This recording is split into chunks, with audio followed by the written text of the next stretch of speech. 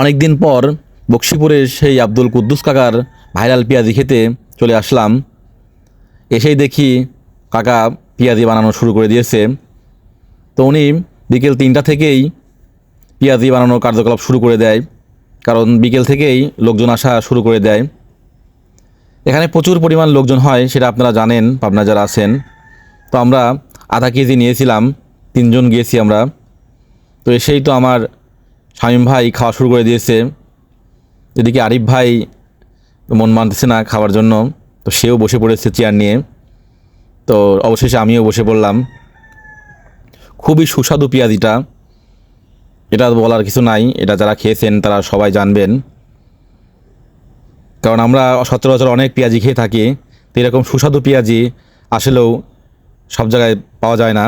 তো এটার মান ভালো, এটা বলতেই হবে। তো খুবই মুসমুসো এবং সুস্বাদু একটি পেঁয়াজি।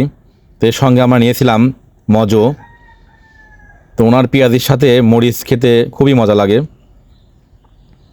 তো যারা আব্দুল কুদ্দুস কাকার পেঁয়াজি খেতে আসেন নাই, অবশ্যই একবার হলেও ট্রাই করতে পারেন।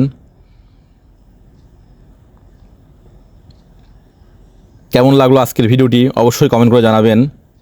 এরকম নতুন নতুন ভিডিও পেতে আমার চ্যানেলটি সাবস্ক্রাইব করে পাশে থাকবেন। দেখা হবে অন্য কোনো ভিডিওতে। আল্লাহ হাফেজ।